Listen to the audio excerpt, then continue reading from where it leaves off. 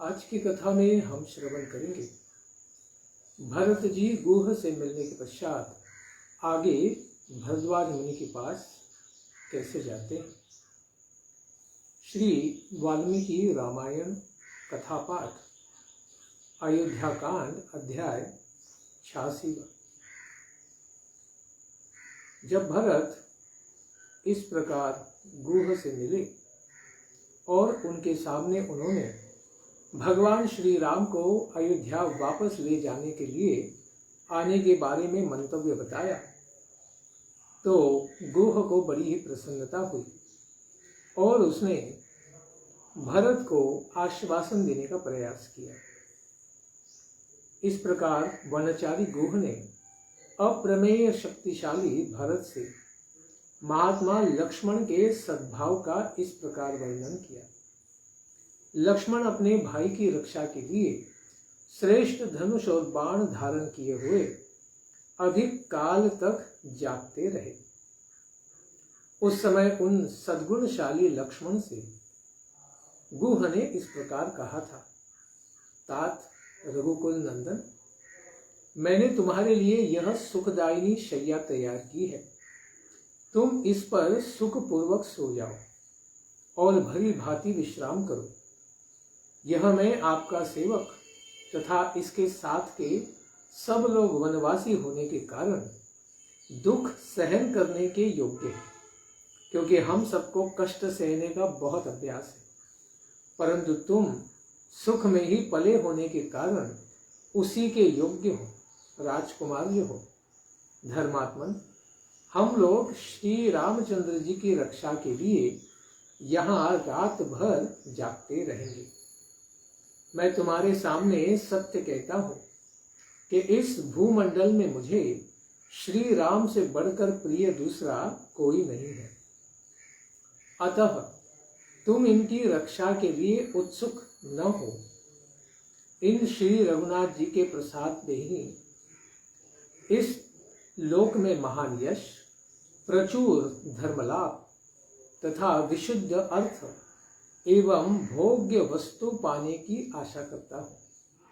अतः मैं अपने समस्त बंधु बांधवों के साथ हाथ में धनुष लेकर सीता के साथ सोए हुए प्रिय सखा श्री राम की सब प्रकार से रक्षा करूंगा। इस वन में सदा विचरते रहने के कारण मुझसे यहाँ की कोई बात छिपी नहीं है। हम लोग यहाँ युद्ध में शत्रु की चतुरंगिनी सेना का भी अच्छी तरह से सामना कर सकते हैं। हमारे इस प्रकार कहने पर धर्म पर ही दृष्टि रखने वाले महात्मा लक्ष्मण ने हम सब लोगों से अनुनय पूर्वक कहा था, निषादराज, जब दशरथ नंदन श्री राम देवी सीता के साथ भूमि पर शयन कर रहे हैं, तब मेरे लिए तो उत्तम शैया पर सोकर नींद प्राप्त करना, जीवन धारण करने के लिए स्वादिष्ट अन्न खाना अथवा दूसरे दूसरे सुखों को भोगना कैसे संभव हो सकता है।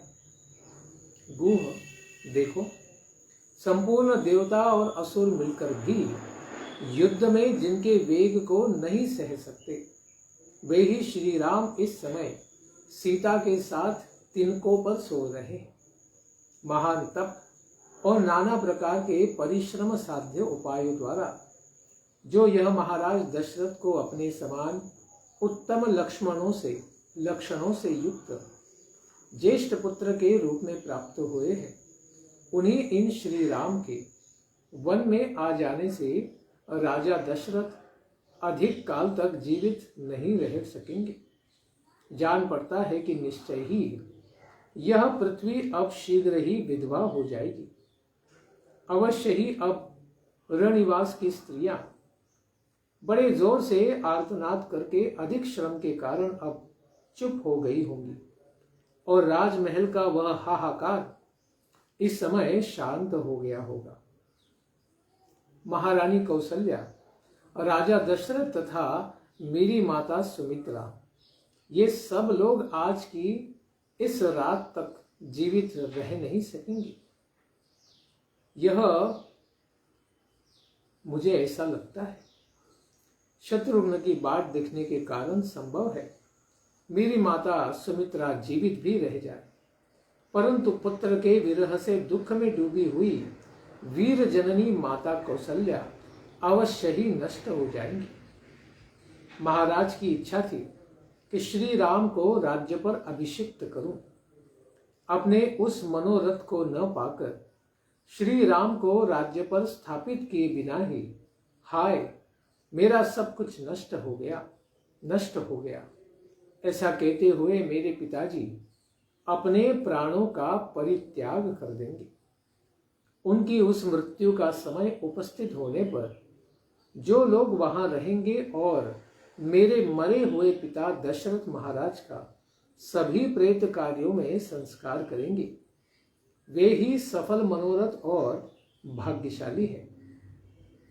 यदि पिताजी जीवित रहे होते तो रमणीय चबूतरों और चौराहों के सुंदर स्थानों से युक्त पृथक पृथक बने हुए विशाल राजमार्गों से अलंकृत धनिकों की अट्टालिकाओं और देव मंदिरों एवं राजभवनों से संपन्न सब प्रकार के रत्नों से विभूषित हाथियों, घोड़ों और रथों के आवागमन से भरी हुई विविध वाद्यों की ध्वनियों से निनादित समस्त कल्याणकारी वस्तुओं से भरपूर हृष्ट पुष्ट मनुष्यों से व्याप्त पुष्प वाटिकाओं से और उद्यानों से परिपूर्ण तथा सामाजिक उत्सवों से सुशोभित हुई मेरी पिता की राजधानी अयोध्यापुरी में जो लोग विचरण करेंगे वास्तव में वे ही सुखी होंगे। क्या वनवास की इस अवधि के समाप्त होने पर सकुशल लौटे हुए सत्य प्रतिज्ञ श्री राम के साथ हम लोग अयोध्यापुरी में प्रवेश कर सकेंगे? इस प्रकार विलाप करते हुए महामनस्वी राजकुमार लक्ष्मण की वह सारी रात जागते हुए ही बीत गई। प्रातःकाल निर्मल सूर्योदय होने पर मैंने भागीरथी के तट पर वट के दूध से उन दोनों के केशों को जटा का रूप दिलवाया और उन्हें सुखपूर्वक पार उतारा। सिर पर जटा धारण करके वलकल एवं चीर वस्त्र पहने हुए महाबली शत्रु संतापी श्री राम और लक्ष्मण 2 गजयुत पतियों के समान ही शोभा पाते थे। वे सुंदर तरकस और धनुष धारण किए हुए इधर उधर देखते हुए सीता के साथ आगे बढ़ रहे थे। गुह का श्री राम के इस प्रकार जटाधारण आदि से संबंध रखने वाला अत्यंत अप्रिय वचन सुनकर भरत तो चिंता मग्न हो गए। जिन श्री राम के विषय में उन्होंने अप्रिय बात सुनी थी उन्हीं का वे चिंतन करने लगे। उन्हें यह चिंता हो गई कि अब मेरा मनोरथ पूर्ण न हो सकेगा। श्री राम ने जब जटा धारण कर ली तब वे शायद ही लौटे।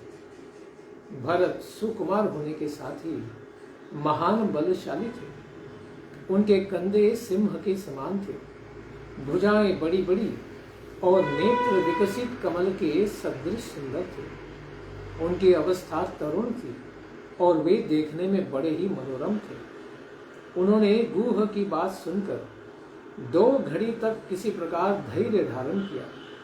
फिर उनके मन में तो बड़ा दुख ही हुआ।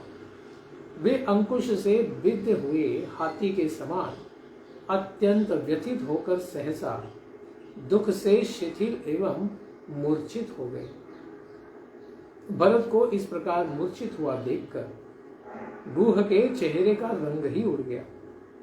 वह भूकंप के समान मथित हुए वृक्ष की भांति वहां व्यथित हो उठा।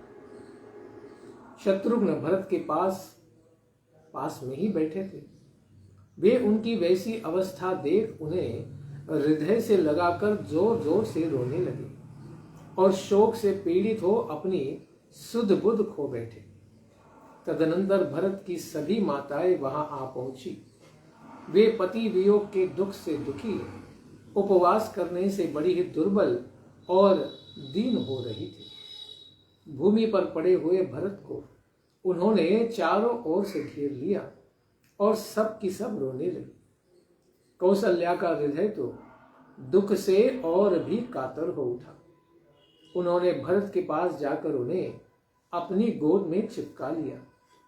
जैसे वत्सला गौ अपने बछड़े को गले से लगाकर चाटती है, उसी तरह शोक से अत्यंत व्याकुल हुई तपस्विनी कौशल्या ने भरत को गोद में लेकर रोते रोते पूछा, बेटा, तुम्हारे शरीर को कोई रोग तो कष्ट नहीं पहुंचा रहा है? अब इस राजवंश का जीवन तो तुम्हारे ही अधीन है। वत्स, मैं तुम्ही को देखकर जी रही हूं। श्री राम लक्ष्मण के साथ वन में चले गए और महाराज दशरथ स्वर्गवासी हो गए। अब एकमात्र तुम ही हम लोगों के रक्षक हो। बेटा, सच बताओ, तुमने लक्ष्मण के संबंध में अथवा मुझ एक ही पुत्र वाली मां के बेटे वन में सीता से गए हुए श्री राम के विषय में कोई अप्रिय बात तो नहीं सुनी है? दो घड़ी में जब महायशस्वी भरत का चित्त स्वस्थ हुआ, तब उन्होंने रोते रोते ही कौशल्या को सांत्वना दी और कहा, मां, घबराओ मत, मैंने कोई अप्रिय बात नहीं सुनी है। फिर निषादराज गुह से वे इस प्रकार पूछते हैं, गुह, उस दिन रात में मेरे भाई श्री राम कहाँ ठहरे थे? सीता कहाँ थी और लक्ष्मण कहाँ रहे? उन्होंने क्या भोजन करके कैसे बिछोने पर शयन किया था? ये सब बातें मुझे विस्तार से बताओ। इस प्रकार वे प्रश्न सुनकर निषादराज गुह बड़े ही प्रसन्न हो जाते हैं और वह अपने प्रिय एवं हितकारी अतिथि श्री राम के आने पर उनके प्रति जैसा उन्होंने बर्ताव किया था वह सब बताते हुए भरत से कहते हैं, मैंने भांति भांति के अन्न, अनेक प्रकार के खाद्य पदार्थ और कई तरह के फल श्री रामचंद्र जी के पास भोजन के लिए प्रचुर मात्रा में पहुंचाए। सत्य पराक्रमी श्री राम ने मेरी दी हुई सब वस्तुएं स्वीकार तो की, किंतु क्षत्रिय धर्म का स्मरण करते हुए उनको ग्रहण नहीं किया। मुझे आदर पूर्वक उन्होंने सब वापस लौटा दिया। फिर उन महात्मा ने हम सब लोगों को समझाते हुए कहा, सखे, हम जैसे क्षत्रियों को किसी से कुछ लेना नहीं चाहिए, अपितु सदा दान ही देना चाहिए। सीता सहित श्री राम ने उस रात में उपवास ही किया था। लक्ष्मण जो जल ले आए थे, केवल उसी को उन महात्मा ने पिया। उनके जल पीने से बचा हुआ जल लक्ष्मण ने ग्रहण किया प्रसाद के रूप में। इस प्रकार जलपान के पहले उन तीनों ने मौन एवं एकाग्र चित्त होकर संध्या उपासना की थी। तदनंतर लक्ष्मण ने स्वयं कुश लगाकर श्री रामचंद्र जी के लिए शीघ्र ही सुंदर बिछौना बिछाया। उस सुंदर बिस्तर पर जब सीता के साथ श्री राम विराजमान हुए, तब लक्ष्मण उन दोनों के चरण पखार कर वहां से दूर हटाए। यही वह इंगुदी वृक्ष का जड़ है, यही वह तृण है जहां श्री राम और सीता दोनों ने रात्रि में शयन किया था। शत्रु संतापी लक्ष्मण अपनी पीठ पर बाणों से भरे 2 तरकस बांधे हुए, दोनों हाथों की अंगुलियों में दस्ताने पहने और महान धनुष चढ़ाए श्री राम के चारों ओर घूमकर केवल पहरा देते हुए रात भर यहां खड़े रहे। उसके पश्चात मैं भी उत्तम बाण और धनुष लेकर वहीं आ खड़ा हुआ जहां लक्ष्मण थे।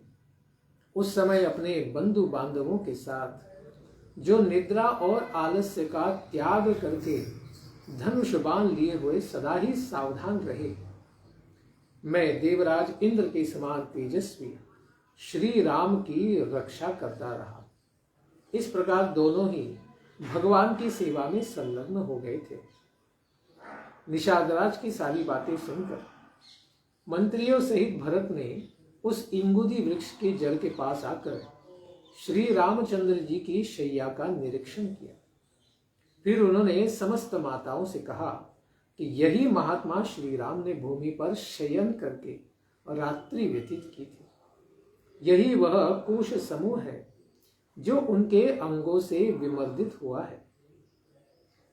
महाराजाओं के कुल में उत्पन्न हुए परम बुद्धिमान महान राजा दशरथ ने जिन्हें जन्म दिया है, वे श्री राम इस तरह भूमि पर शयन करने के योग्य तो नहीं है।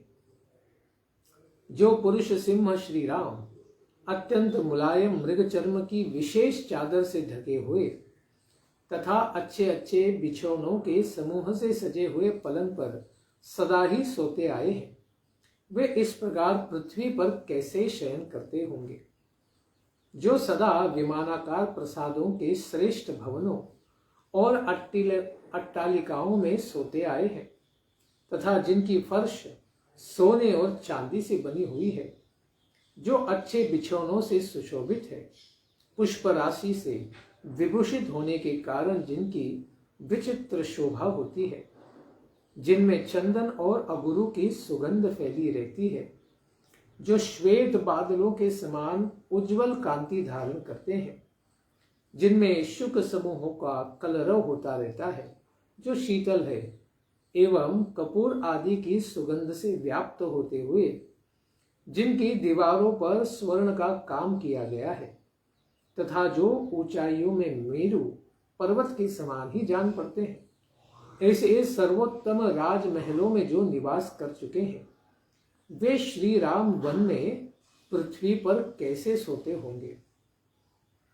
जो गीतों और वाद्यों की ध्वनियों से, श्रेष्ठ आभूषणों की झंकारों से तथा मृदंगों के उत्तम शब्दों से सदा जगाए जाते थे, बहुत से बंदीगण समय समय पर जिनकी वंदना करते थे, सूत और मागध अनुरूप गाथाओं और स्तुतियों को जिनके प्रसन्नता के लिए गाते थे ताकि उनको वे जगा पाए, वे शत्रु संतापी श्री राम अब भूमि पर कैसे शयन करते होंगे। यह बात जगत में विश्वास के योग्य नहीं है। मुझे यह सत्य नहीं प्रतीत होती। मेरा अंतःकरण अवश्य ही मोहित हो रहा है। मुझे तो ऐसा मालूम होता है कि यह कोई स्वप्न ही है। निश्चय ही काल के समान प्रबल कोई दूसरा देवता नहीं है, जिसके प्रभाव से दशरथ नंदन श्री राम को भी इस प्रकार भूमि पर सोना पड़ा हो। उस काल के ही प्रभाव से विदेह राज की परम सुंदरी पुत्री और महाराज दशरथ की प्यारी पुत्र वधू सीता जी को भी पृथ्वी पर शयन करना पड़ा। यही मेरे बड़ी भाई की शैया है, यही उन्होंने करवटें बदली थी। इस कठोर वेदी पर उनका शुभ शयन हुआ था, जहां उनके अंगों से कुचला गया सारा तृण अभी तक यहां पर पड़ा हुआ है।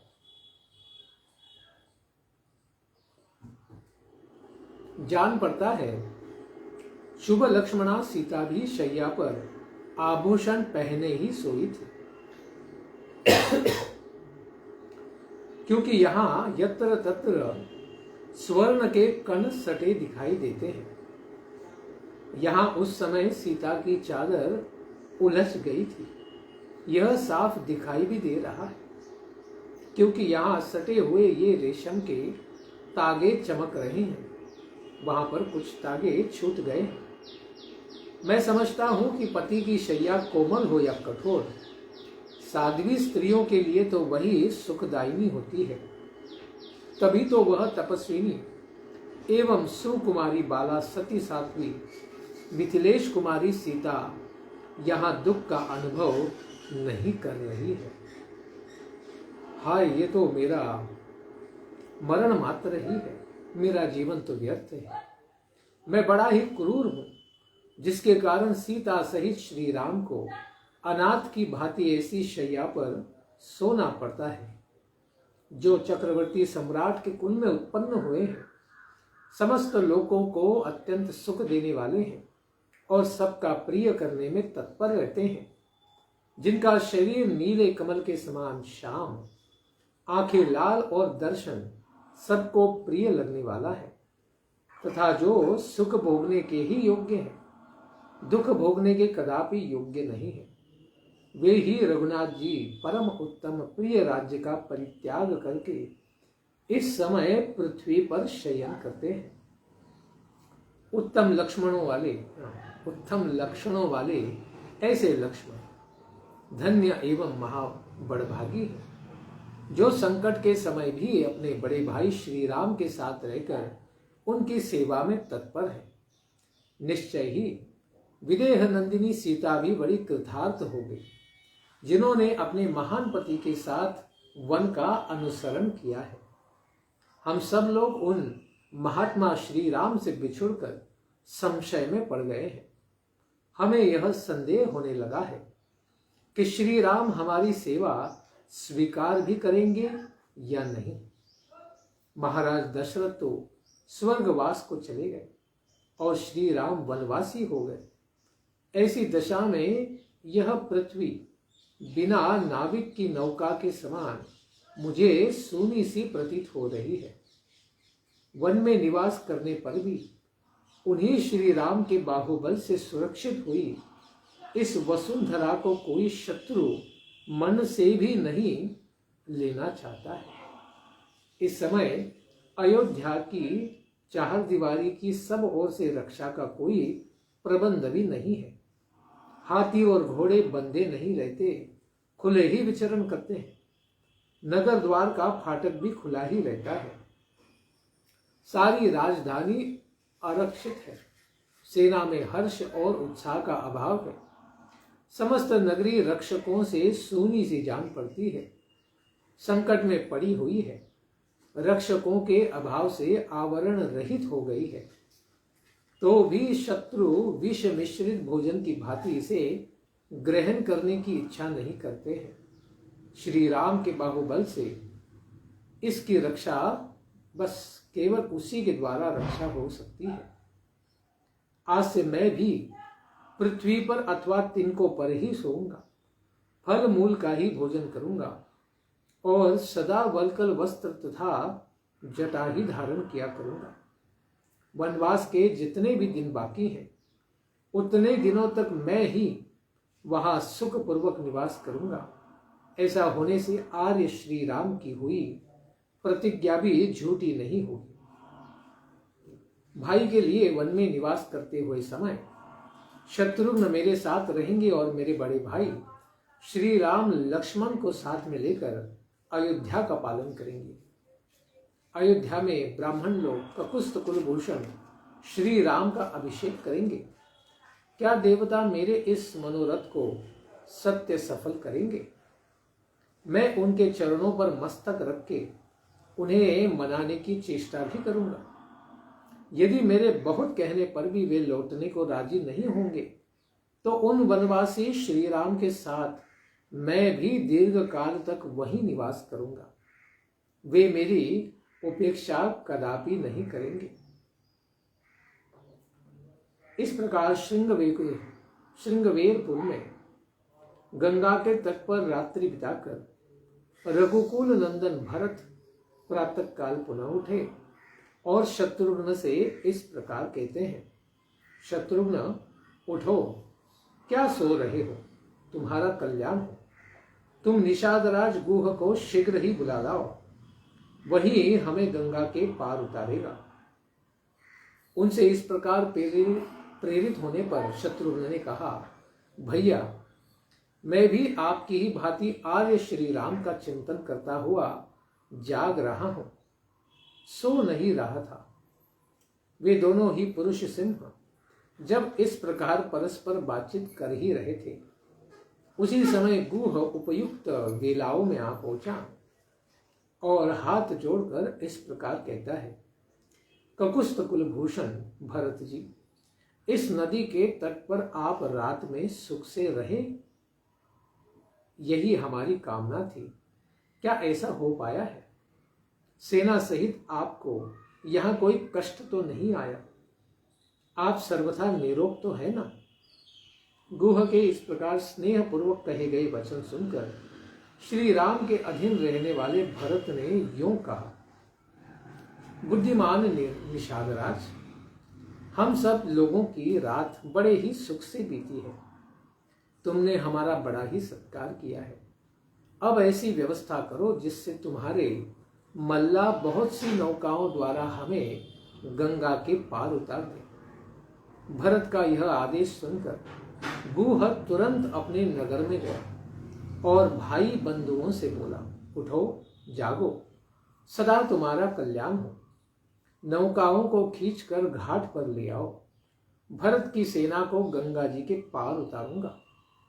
गुह के इस प्रकार कहने पर अपने राजा की आज्ञा से सभी मल्ला शीघ्र ही उठ खड़े हुए और चारों ओर से 500 नौकाएं एकत्र लेकर सादर हो गए। इन सब के अतिरिक्त कुछ स्वस्तिक नाम से प्रसिद्ध नौकाएं भी थी, जो स्वस्तिक के चिन्हों से अलंकृत होने के कारण उन्हीं चिन्हों से पहचानी जाती थी।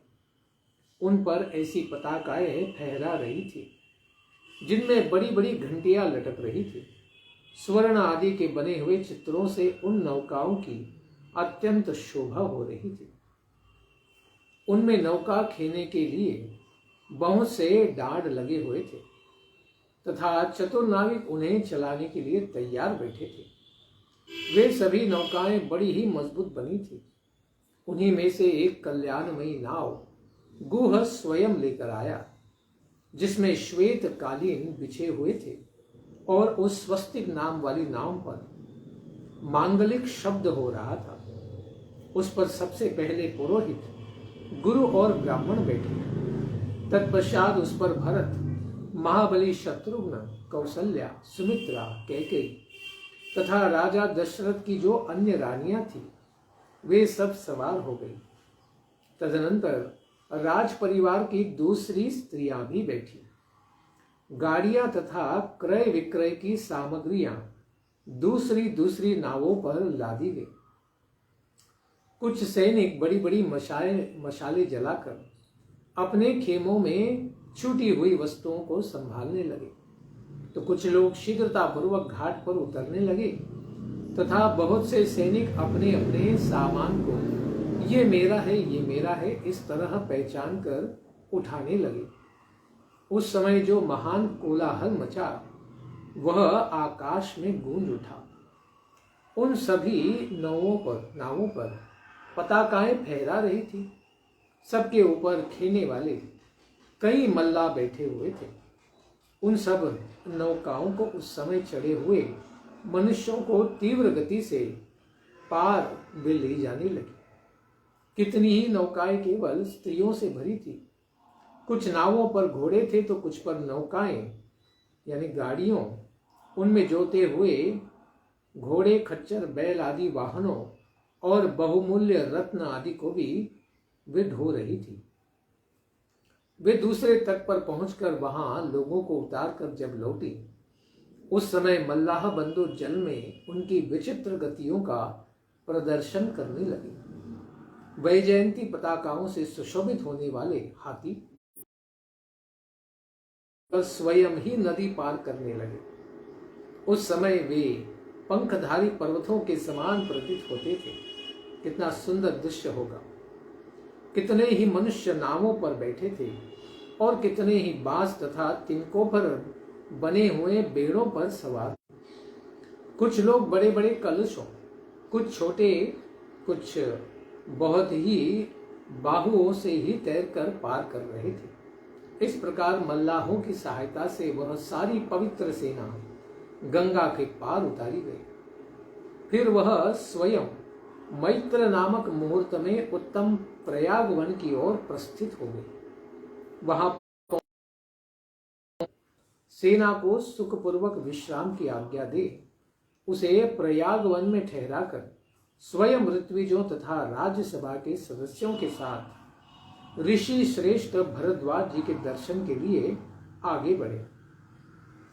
देव पुरोहित महात्मा ब्राह्मण भरद्वाज मुनि के आश्रम पर पहुंच ने उन विप्रशिरोमणि के रमणीय और विशाल वन को देखा, जो मनोहर पर्णशालाओं और वृक्षावलियों से सुशोभित था। धर्म के ज्ञाता नरश्रेष्ठ भरत ने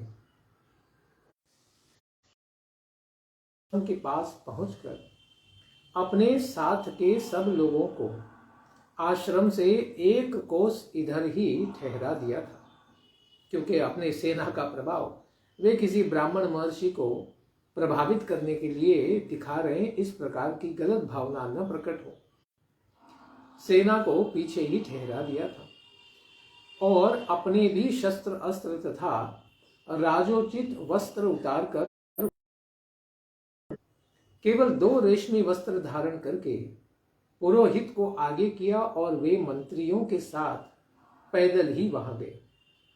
आश्रम में प्रवेश करके जहां दूर से ही मुनिवर भरद्वाज जी का दर्शन होने लगा, वहीं उन्होंने मंत्रियों को खड़ा कर दिया और पुरोहित वशिष्ठ जी को आगे करके वे पीछे पीछे।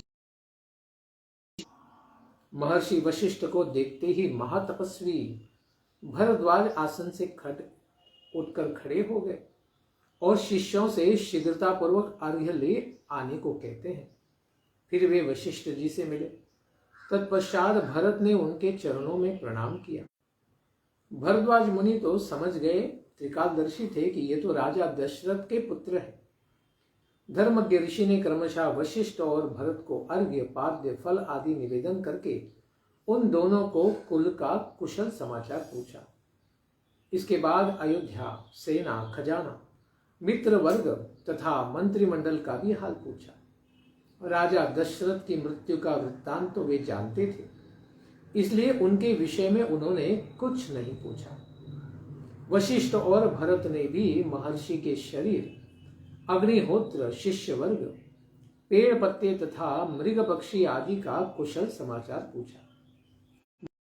भरद्वाज, सब ठीक है, ऐसा कहते हुए श्री राम के प्रति स्नेह होने के कारण भरत से इस प्रकार कहते हैं, तुम तो राज्य कर रहे हो ना, तुम्हें यहां आने की क्या आवश्यकता पड़ गई, यह सब मुझे बताओ, क्योंकि तुम्हारी ओर से शुद्ध नहीं हो रहा है, थोड़ी शंका है। इसलिए वे कहते हैं कि मेरा विश्वास तुम पर नहीं जमता है। का नाश करने वाला है, जिस आनंदवर्धक पुत्र को कौशल्या ने जन्म दिया है, तथा तुम्हारे पिता ने स्त्री के कारण जिस महायशस्वी पुत्र को 14 वर्षों तक वन में रहने की आज्ञा देकर उसे भाई और पत्नी के साथ दिए, उस निरपराध श्री राम और उसके छोटे भाई लक्ष्मण का तुम अकंटक राज्य भोगने की इच्छा से कोई अनिष्ट तो नहीं करना चाहते हो ना। भरद्वाज जी के ऐसा कहने पर पहले ही दुख में है और अधिक दुख के कारण भरत की आंखें डबडबाई। वे लड़खड़ाती हुई वाणी में इस प्रकार उनसे कहते हैं, भगवान, यदि आप पूज्यपाद महर्षि भी मुझे ऐसा समझते हैं, तब तो मैं हार गया। यह मैं निश्चित रूप से जानता हूं कि श्री राम के वनवास में मेरी ओर से कोई अपराध नहीं हुआ है, अतः आप मुझसे ऐसी कठोर बात कृपा करके न कहें। मेरी आड़ लेकर मेरी माता ने जो कुछ भी कहा और किया मुझे अभिष्ट नहीं है। मैं इससे कदापि संतुष्ट नहीं हूं और न माता की इस बात को स्वीकार ही करता हूं। मैं तो उन पुरुष सिंह श्री राम को प्रसन्न करके अयोध्या में लौटा लाने और उनके चरणों की वंदना करने के लिए जा रहा हूं। इसी उद्देश्य से मैं यहां आया हूं। ऐसा समझकर आपको मुझ पर कृपा ही करनी चाहिए। भगवान, आप मुझे बताइए कि इस समय महाराज श्री राम कहाँ है। इसके बाद वशिष्ठ आदि ऋत्विजों ने भी यह प्रार्थना, भरत का इसमें कोई अपराध नहीं है, आप इन पर प्रसन्न हो। तब भगवान भरद्वाज जी ने प्रसन्न होकर भरत से कहा, पुरुष सिंह, तुम रघुकुल में उत्पन्न हुए हो, तुम में गुरुजनों की सेवा, इंद्रिय संयम तथा श्रेष्ठ पुरुषों के अनुसरण का भाव होना तो उचित ही है। तुम्हारे मन में जो इसलिए पूछा है कि तुम्हारा यह भाव और भी दृढ़ हो जाए तथा तुम्हारी कीर्ति का अधिकाधिक विस्तार हो। मैं सीता और लक्ष्मण सहित धर्मज्ञ श्री राम का पता जानता हूं। ये श्री राम महापर्वत चित्रकूट पर निवास करते हैं। मैंने तो उन्हें मेरे आश्रम में ही रुकने के लिए कहा था, लेकिन उन्होंने वनवास की मर्यादा को जानते हुए मानते हुए वे यहाँ पर नहीं रुके। वे महापर्वत चित्रकूट पर निवास करते। अब कल तुम भी उसी स्थान की यात्रा करना। आज अपने मंत्रियों के साथ इस आश्रम में ही रहो।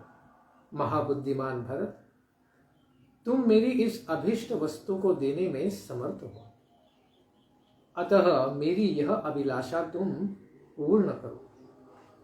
तब जिनके स्वरूप एवं स्वभाव का जिनका परिचय मिल गया, दृष्टि वाले भरत ने तथास्तु कहकर मुनिवर की आज्ञा को शिरोधार्य माना और उन राजकुमार ने उस समय रात को उस आश्रम में ही निवास करने का विचार किया। इसके चित्रकूट पर्वत की ओर कब आगे बढ़ेंगे, इस कथा को हम श्रवण करेंगे आने वाले सत्र में। धन्यवाद। हरे कृष्ण। श्री वाल्मीकि रामायण कथा पाठ की जय। भरत चरित्र की जय। भगवान